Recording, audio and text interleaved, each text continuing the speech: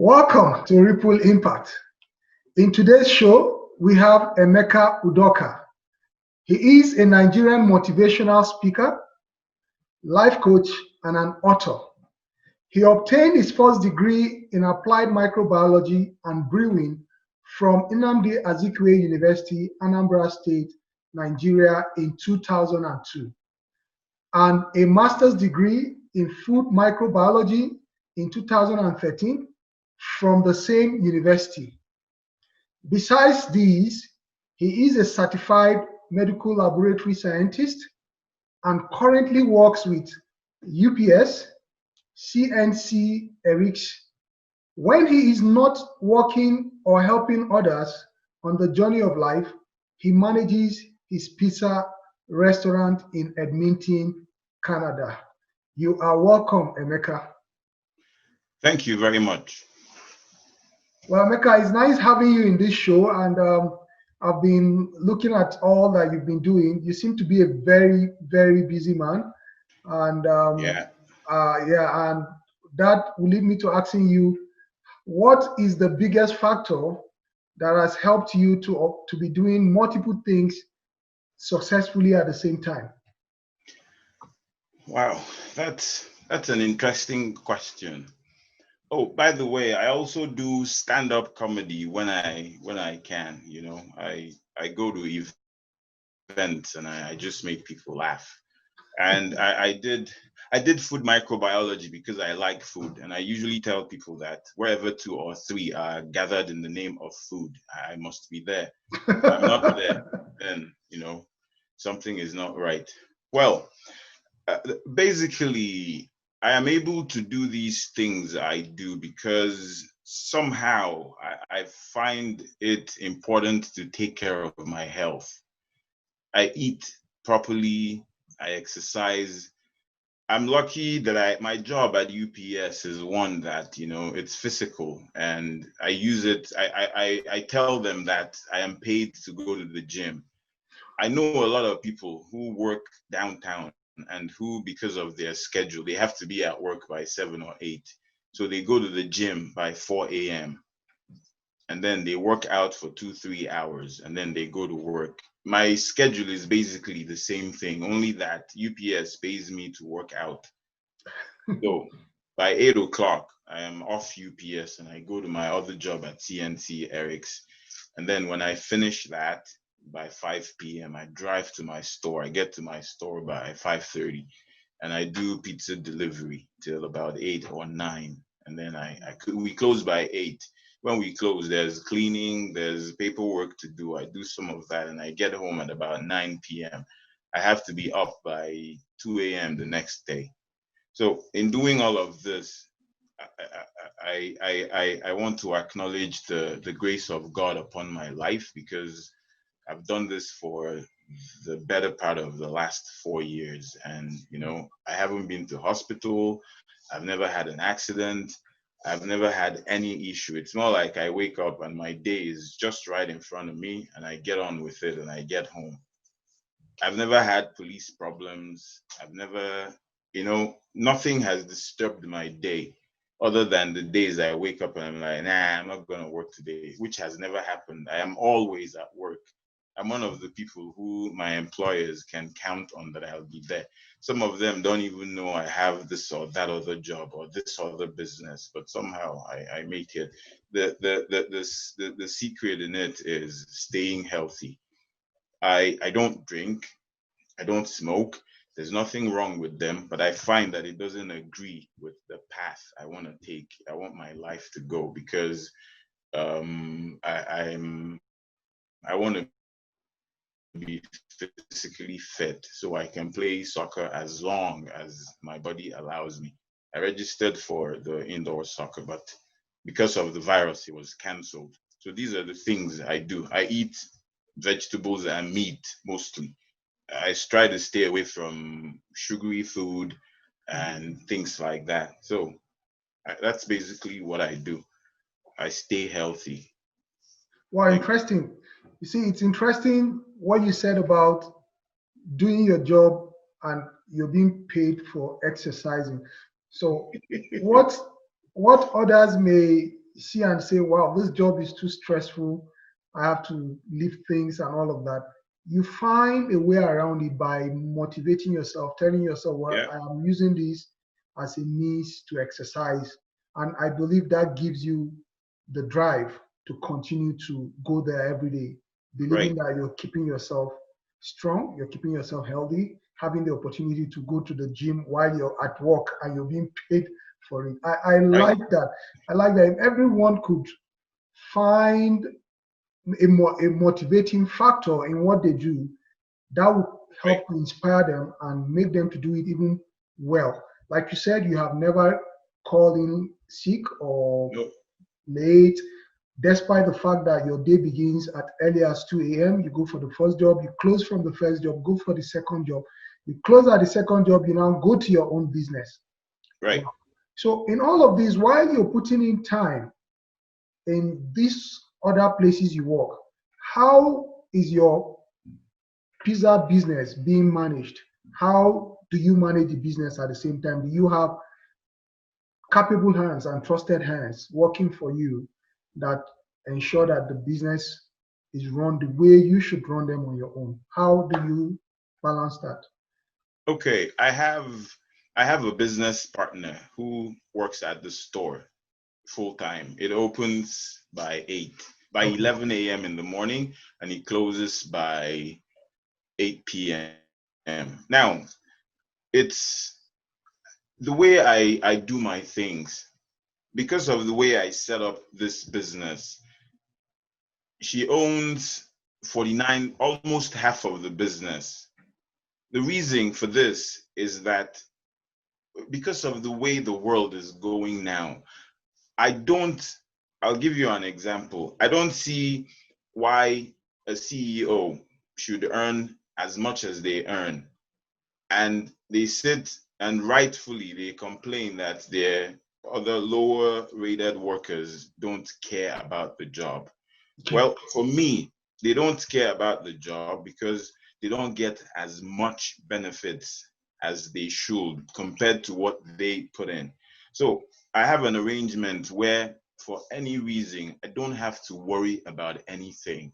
Mm. She runs the store like her own because she's invested in it. So I'm not She's a worried. part owner, so Yeah, I'm it's not her worried own. about theft. I just, go through. When I get to the store, there's a folder waiting for me. There's things, in the folder. I open it and I make decisions and I sign off things, and she has some form of operational authority. But there are things that I specifically ask that that pass through me. Then we talk about it. If she has things to buy, like equipment, we have to talk about it. The daily things, the supplies we need every day, she has authority to buy as she pleases. If we have to change suppliers, that's when I come in. Because I've done, in my career, I've done change management a lot. So I bring in a lot of my quality assurance experience. I did quality assurance in pharmaceutical in Nigeria for about 12 years. I bring that experience into running my store. If we have to change like cheese, for instance, there's a whole battery of things that we do. I have to be involved in that to make sure that the product is at the state and level and quality that I want. She has 10-year background in Panago, so she brings Oh, that too. So while I'm running around doing all of this, I have no worry whatsoever about the business. I know it is running and that it's running well. I'm not afraid of theft.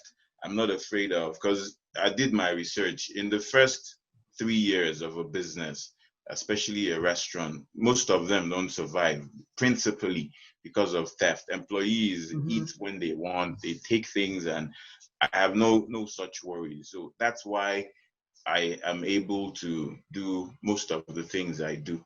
And then when I get to the store, I do what there is in my folder, and then I end my day and go home. By the time I leave, she knows what I want attention paid to, customer relationship management, packaging, and a whole battery of a whole lot of things that we pay attention to, even reviews on Google. You know, I'm more, my temperament is more to, you know, deal with things, but she's more calculated. So if I see a review, some people go on Google and they write some kind of reviews. I see it, and you know, if I reply to it when I saw it, I might say things that I, you know, so I usually move it over to her. She's more run it that way. So that's how I do it. Wow, that's smart. Smart. Looking for someone who has the strength in the areas you have weaknesses, because you said something that your partner has 10 years experience with Panago. I know Panago Pizza. I know their pizza. They do good pizza. I'm not advertising them. They didn't pay me to advertise them, but of course, you just brought in the issue right now, and I'm talking about them because I've been privileged to try their pizza on several occasions. Coming with 10 years experience from that angle, and you coming in with your quality assurance experience and operational experience, I see how and why that partnership works, right? There is also a question to ask. Some people might think, is partnership the way to go, or is it just that you happen to be fortunate to find someone that you could work with without having issues? Because there are people who have been into partnership and at the end of the day, it did not end up well. So what has helped both of you to continue to work together these past years and without having any frictions, and you have that mutual understanding and trust that you just mentioned, and the business is going well, even when you are not there most part of the day? So what is the factor, the underlying factor that has helped you to work together? Okay, that's a great question. I'm not gonna sit here and say partnership is the way to go or it's not the way to go. I find that it has worked for me, partnership. For some people, they want to fly solo, but I have this understanding that I am not perfect. There's nobody that is perfect. I have found what my weaknesses are, and I have found the person who I feel has strength as compared to my weaknesses. I'm a Nigerian. In Nigeria, growing up in Nigeria, pizza, I never saw pizza in the over 30 years that I lived in Nigeria. I never saw pizza. So people wonder when I say this, how I'm able to run a pizza store. This is why. Also, an interesting point I need to make is that this is how the partnership began. Before we started making pizza, we went to lots of pizza places in this city, like 20 of them, and we bought pizza from every store. This research happened 2 years ago. We bought a pizza from every one of these stores. Then we got to a location. We brought people, gave them, of course, friends. We gave them a sheet of paper, and we, eat the pizza. They ate the pizza, and they wrote what they liked about the pizza, what they didn't like about it. So we got 20 people to do this. And so we examined all the comments they made carefully, and we, using that, crafted our own recipe. That's why today a lot of people think that we make one of the best pizzas in the city. Anyone who doubts it can just come to Yellowhead Donean Pizza and they can try it. And I'm not just bluffing or boasting. It's what I've heard. So this works for me because I've come to a point in my life where I accept that I have to put my ego aside. For me to make progress, that stumbling block called ego, I need to, either put it aside or use it as a stepping stone. In this case, I needed to put it aside and accept that I don't know it all. While I have some strengths, there are weaknesses I have. And I can't do this alone, based off of the fact that I don't know what pizza is. I might have business management knowledge. I ran a small business when I was home. It was successful. but it wasn't registered, so it had to shut down. So I shut it down. Now, that experience I'm bringing to bear on this now, but the person who knows how to run a kitchen is not me. Is my business partner. I have the marketing and business management knowledge. She runs the operation of the kitchen. I'm saying this because we sat down to define what our roles would be. That way, there's no headbutting. So that, yeah, there have been times where we disagreed on certain things, but we go back always to the document where we defined our roles. And we usually say, okay, we agreed that if it's a kitchen operational issue, your opinion takes precedent, takes, the lead. If it's a business management issue and we are disagreeing, my opinion becomes the way we go. It has worked. We're also not afraid to make mistakes or learn from them. Yeah, there have been things we starting out, we made some mistakes, but we sat down, accepted those mistakes. If it was my fault, I acknowledged it was my fault. She did the same. That way we fix it. It wasn't about who should get the blame. It was about learning from that particular mistake. So that right now the store runs smoothly. To the best of my knowledge, it runs very, very well. And it's just that it's a small operation. And then she works alone. It's just her working there, which is also a strategic thing, because all through COVID, we haven't closed because we don't have staff. Oh, nice. So our overhead is very low. So she makes the pizza, she backs them, she prepared the dough, oven it back. Wow. She makes the dough, puts it in the fridge, and there's a whole bunch of things, but it's done in a very carefully planned way. Because back in Nigeria, I designed quality assurance operations.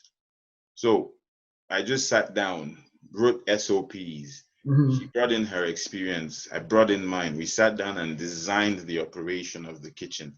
Oh, because this, then we need to do this. And so, we make our pizzas very fresh. That's why we shop every day. So that everything we use, we don't store. We buy only what we need for the day. It might be stressful. That's a strategic decision. Yeah, it might be stressful, but in the end, people enjoy the quality. We only cut what we need for that day. If it's not enough, we cut more. If it's more than enough, there's usually very little that we can afford to discard it. I make sure that we don't use anything from yesterday the next day. There's no need. Perfect. So that's how the partnership has worked for us.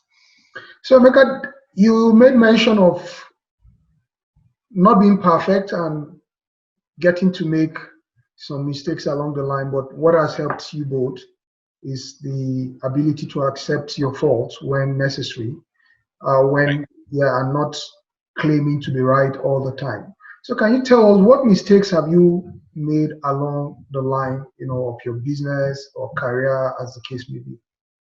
Okay. I'll use the most recent one that I remember. When we started, you have these payment solution guys who bring you the machines you use to collect money. So the person who used to run the restaurant advised us to go with a certain merchant. We started doing it. Someday, some guy walked into the store, made some incredible offers. I looked at it. She, having been in this land all her life, said, you shouldn't probably do this. It's too good to be true. I'm like, there's no, what could happen?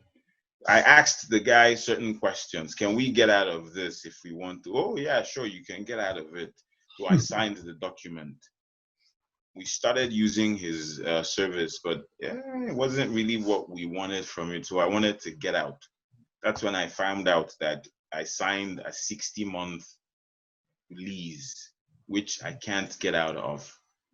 So even though right now we're not using the servers, I still pay for the lease. If I had listened, it wouldn't have happened. So now what I learned from that is to defer and, research more, ask other people questions. Mm-hmm. I might feel in the moment that I'm correct, I'm getting a good deal.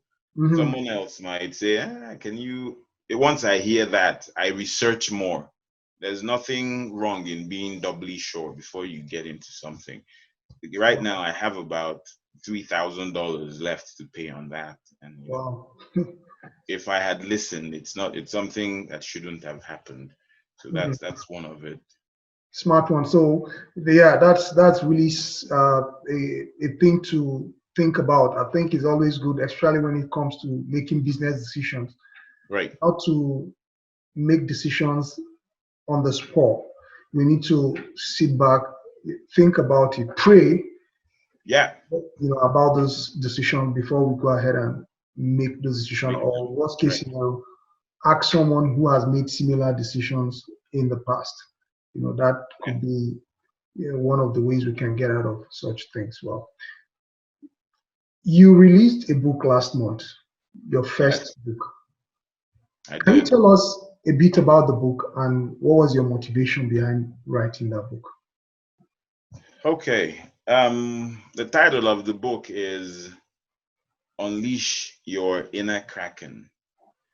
A lot of people look at it and they laugh, but the word Kraken is from this movie, Clash of the Titans. The Mhm. Kraken is a big squid. It's, strong and it can do a lot of things. So, um, I tried writing a book a long time ago. I started, but I never finished it. I was Mhm. young at the time. I think maybe 10, 15 years ago. Mhm. At that age, I started a lot of things but never finished it. But my motivation to finish it, came, I would say, from you, because you released your book and I got in contact with you and you said, yeah, you gave me conditions that I needed to meet. And because you said if you started it, you want to make sure that I finish the project. So you gave me terms and I worked hard and I met them, and today the book is born.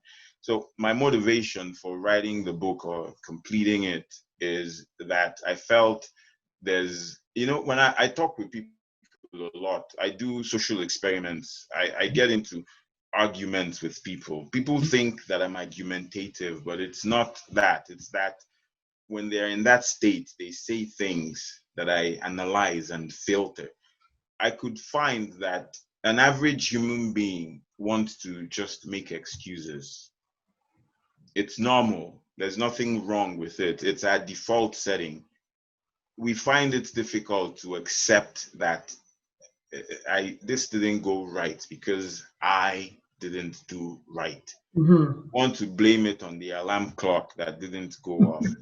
We want to blame it on winter. My car didn't start. This didn't happen. That didn't happen. But when you look at it, you find that there are 1,001 people who have those similar conditions, yet they Mhm. make things happen. So Wow. what's your excuse other than just accepting that you failed and then you can fix what the issue is? There's this song Michael Jackson sang. It's titled Man in the Mirror. Mhm. I love that song. It says, if you want to make change, start with the man in the mirror. That's basically what he's saying in the song. And at UPS, we have this mirror. You walk it's one of the first things you see when you walk through the door. Underneath the mirror, they say safety starts with you, and you're looking at yourself. So I do a lot of introspection and I want people to learn from my experience. That's why I started penning it down. Also coming to this land, I noticed that, where we come from and here is two different worlds. Absolutely. Here in Canada, the government tries its best to provide a whole lot of things. So it kind of makes people, take for granted these things that they have. coming from Nigeria, Africa, where, you know, it is what it is, we look at these things and instead of letting it, you know, push us back, we use them as stepping stones. Right. Fly. You know, in as much as we come here and the system makes us take a few steps backwards, we do it. But then using that same system, we step on it and we start flying. And then people are asking, how? It's all what I wrote down in the book. It's all about persistence, courage. Even failure is good. These days, you know, if you watch boxing matches or any competitive sport, the moment there's a winner, the camera moves away from the opponent to the person who won. Nobody wants to associate with failure. So because of that mentality, we think failure is a bad thing, but it's not. Failure exists to be studied. These are some of the I find that people fail and they get depressed and they feel bad and they never try again. But if you see failure as a good thing to be studied, then you can go back and be proud that you even tried, but you failed. It's better to try and fail than to not try at all. I used to have a boss who would tell me that it's better to do the wrong thing than to do nothing at all. So all of these things are what I put down. I believe there's a very, very big, strong, you know, thing living inside us that we can just push out. All the people who are successful, they don't have two heads. None of them is alien. They don't have super intelligence. Jeff Bezos, Bill Gates, they're not the smartest people on earth. It's just that they know principles. I wrote down these principles to the best of my knowledge in that book, believing that anyone who reads the book, follows those principles, will be reasonably successful. I'm not successful yet, but I'm not doing badly. It's just been 4 years in Canada. I have my own house. I have a business. I have 2 cars. I don't know if this is successful, but I'm not satisfied yet. I want to do more, you know, because you told me once in our conversation that because you said to me, one day you asked me what my next project would be after I finished the book. I remember saying time to start thinking about the next project you want to do, because the moment you finish this, you're going to fall into this euphoria that I did this. Before you know it, 5 years is gone. So that hit a nerve with me. I find that success is not a destination. It's a journey. You have to keep walking until the day you die. So these are the things, the principles that I wrote down in the book, believing that it will help people. You know, it's available on Amazon. I think that the cost it's less than $3. The aim is not to make money from it. It's to teach. It's to help people improve. Money will come later. I find that in my research, the things that make money the most today are things that are free. Google, Gmail is free. Facebook is free to use. Twitter is free to use. These are multi-billion-dollar corporations. How do they do it? They don't their services are free to use, but somehow they make more money than those companies that sell things.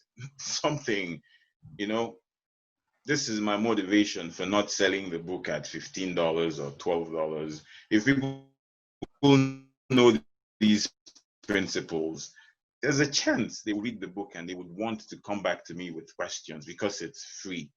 I might get 1 or 2 ads in if I build a platform, and you know, success will come. Absolutely. Yeah, really. Yeah, I've seen the book, and the book is truly an absolute must read, right? It is a must read. Like, I know Emeka enumerated, you know, his life story. We're just hearing about what he's done in Canada or what he's doing in Canada, but the book talks about how he started all the way in Nigeria what he has done, how he did them, how, to achieve the things you want to achieve.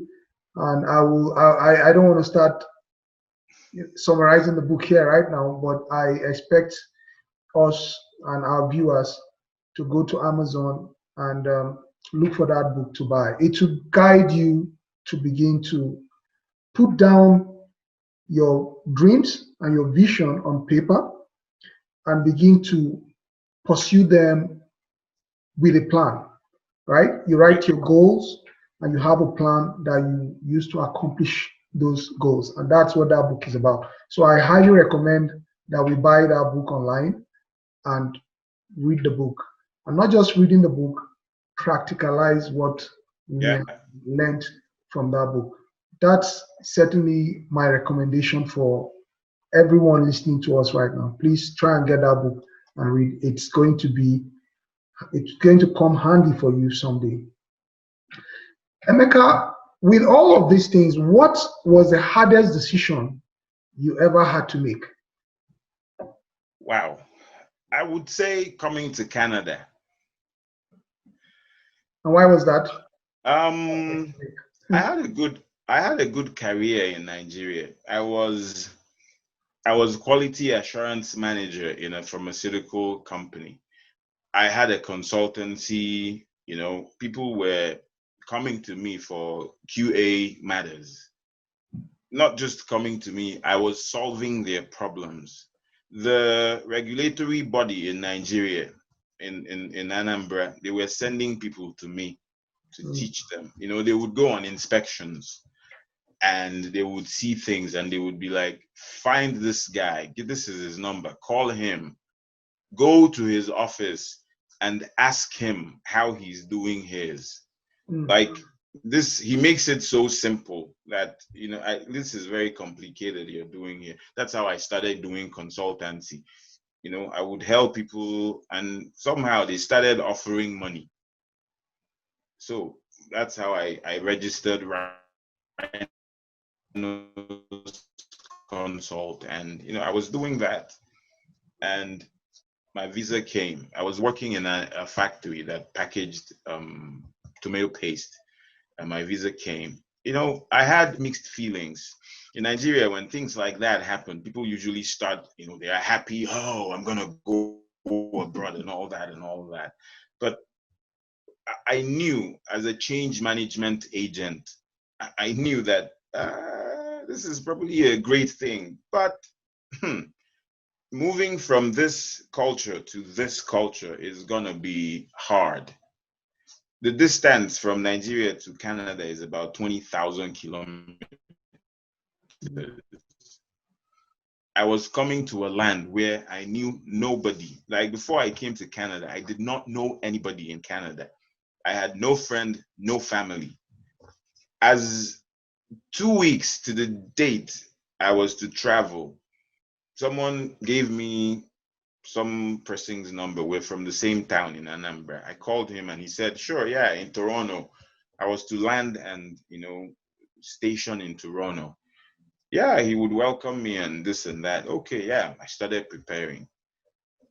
3 days to my flight, he called me and said, well, I may not be able to accommodate you. My roommates, this. So I had 3 days to come to Canada and nowhere to stay.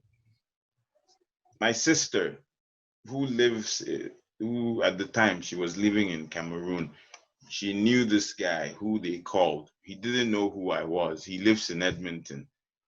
And he said, yeah, okay, yeah, I'll take him. So I started researching. I like research. I found out Edmonton gets to -40. I'm like, does that even exist? Is there something like -40? Okay. If people live there, then I can survive there. I mean, it's cold, but if there are human beings there, then that's where we're going. I also found out that even though people in Alberta made more money, they were taxed less than the people in Ontario. I'm like, okay, yeah, I'll go there. So I came here. Wow. First time I landed, I think it was in May. It was maybe 10 degrees. Oh God. it was cold for a Nigerian who has, lived all his life with. Our air conditioners in Nigeria work at 18, and that's cold. Now you're moving from that to 10. Wow, you're putting me in the fridge and you're telling me it's not cold. So that whole process, being told, oh, I can't accommodate you. It was scary. But at that point, there was no going back. I had already burnt all the bridges. Not the bridges. I burnt my boats. I couldn't swim back. I'm like, whatever it is, I'll go there and I'll have to find a way. There is a way. I will find it. And help came. I believe if I didn't prepare my mind knowing that there'd be challenges, I'm wired in such a way that now people misunderstand this, but I'm still gonna say it. I don't have expectations. Not that I really don't have expectations, but I go into things not expecting anything. That's why things don't surprise me. If I see good, okay. If it's bad, well, let's fix it.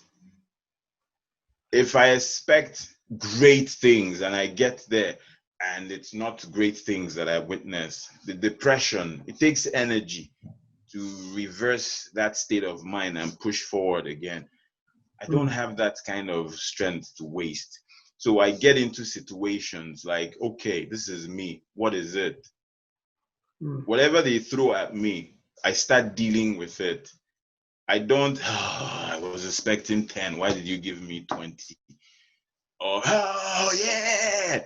Excitement, sadness, they're just emotions. They still cloud your sense of judgment. You shouldn't make decisions, my dad said, when you're angry. You shouldn't also make decisions when you're happy. So you will very rarely find me in these two states, happiness or sadness. I'm just one mode. What? Bring it, put it on my plate. I'll fix it. At my workplace, at my business, in my life, in my family, it's always put it on my plate. I will keep it clean. So coming to Canada it challenged these principles of mine. One is that completely, I didn't know what it was like. I haven't been abroad before. I think the only time I left Nigeria was when I went to Zambia. So I was local. I didn't know what to expect, but not having big or small or bad expectations, it helps me get through that. I came here, I braved the cold, I found the jobs I did. I've worked for Shoppers Drug Mart. I worked on the roof of the city center doing construction, and here we are today. Wow.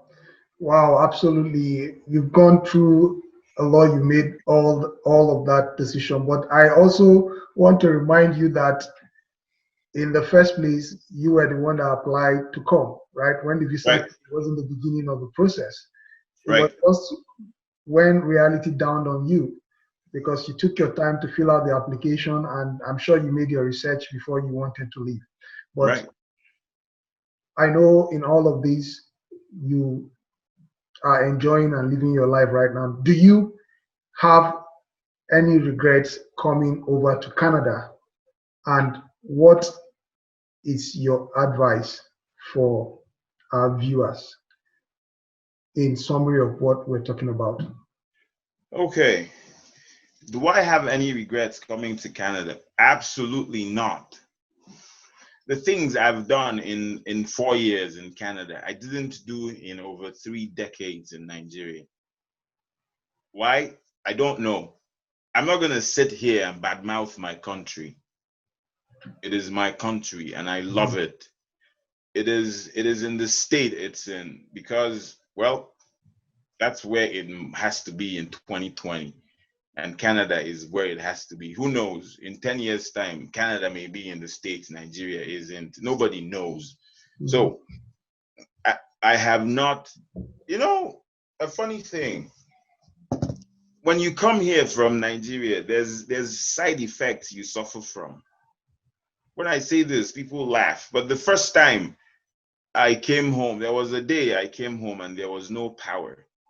So I sat down and was, doing my thing on my laptop. The roommate I had at the time came in and said, "Why are you sitting in the dark?" Like, "Oh, the power went out. It will be, I don't know, maybe it will be back tomorrow, today. I don't know. It's fine." He looked at me and said, "What does that mean?" I'm like, "What do you mean? What does that mean? The power is out. We have to wait for it to come back." He said, "No, call the landlord. There's a problem." I'm like, "The power goes out. You call why are you calling the landlord? Is landlord NEPA?" He said, "What is NEPA?" Like, I was looking at him like he didn't understand. And he was looking at me like, what is wrong with this guy? Little did I know that I was suffering from side effects of up NEPA, so. So your advice? Okay. In one word. In one word. Be fearless. Fearless. Fearless. Fearless. Thank you so much. Thank you so much, Emeka. So to all our viewers, Emeka's advice to us is to fearless, meaning we have to be bold. Let's be bold at every decision that we take, stand by it, live by it, and we're going to conquer whatever it takes that we need to conquer. Right. Thank you so much, Emeka, for being on the show today. Thank you for having me. Yeah, and we're really appreciative of the fact that you were able to give us all that you're just giving to us. And I believe our viewers will learn from what you have said. For those who want to come to Canada and those who are already here, who feel that they cannot own a business, you have proven to us that you can work for people and at the same time run your own business. Right. Thank you and have a wonderful day. Thank you, sir. Bye. Thank you.